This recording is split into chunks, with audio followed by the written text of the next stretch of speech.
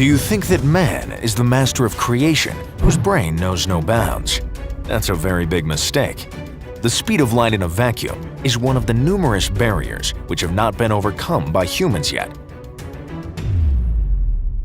The maximum speed attained by 3 humans is about 40,000 kilometers an hour. They were astronauts from the Apollo 10 mission. There is no doubt that a century ago, these figures would have caused a furor. But modern humanity has another, more ambitious goal.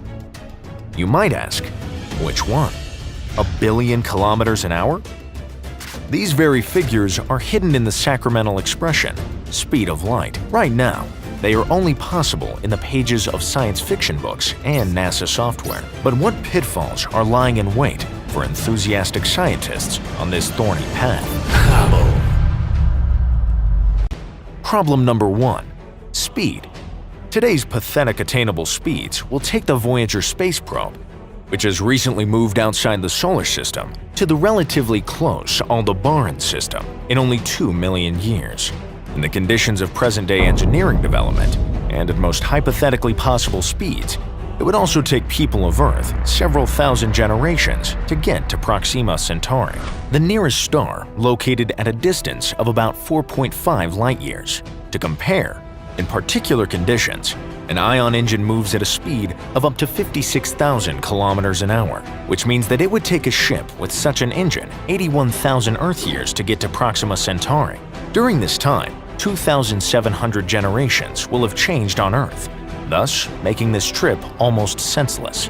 In the case of a gravity-assisted maneuver, the maximum speed can be about 240,000 kilometers an hour, which is just a fraction of the speed of light.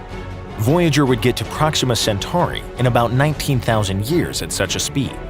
Doesn't sound that inspiring, right? But if we imagine that a ship able to fly the speed of light has already been built, the forecasts are quite sad. It would take this vessel tens of thousands of years to fly around our Milky Way, which is 100,000 light-years in diameter. And how long would it take to fly to the neighboring Andromeda Galaxy, separated from us by a distance of 2.5 million light-years?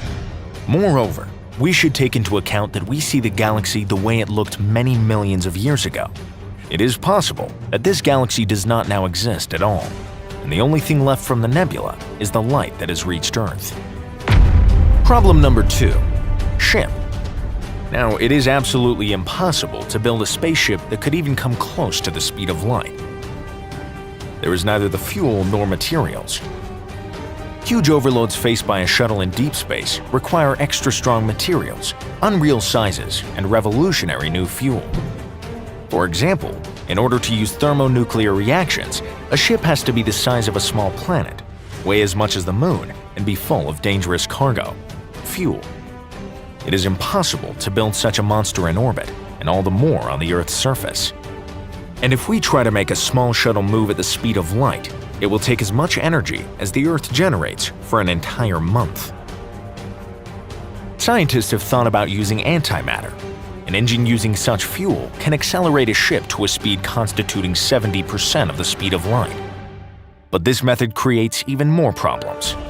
Firstly, the process of annihilation, the interaction between matter and antimatter, creates huge radiation, and all organisms on board such a ship would die.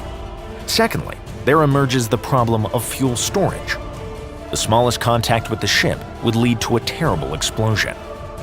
Thirdly, the creation of antimatter is a very costly affair, and its result is very non-durable. 1 milligram of positrons costs $25 million and exists for about 20 minutes. Desperate scientists also have strange ideas about the creation of an artificial human world inside an asteroid, which would fly in space for many tens of generations to the nearest star by revolving around its axis. Yet, there is a risk that in several thousand years, people would forget about their purpose and place of destination, and wouldn't even remember who they initially were. And the story about traveling to the star would turn into another legend. Problem number 3. Violent space. Unlike the likes under this video, a vacuum is not empty at all. In the conditions of light speed, its particles turn into a deadly threat for an intergalactic Voyager. Even at a speed of 20% of light, hydrogen and space dust atoms will severely bomb a spacecraft body. And the speed of light will simply kill the vessel together with its crew. The strength of impact will be comparable with a proton beam accelerated using the Hadron Collider.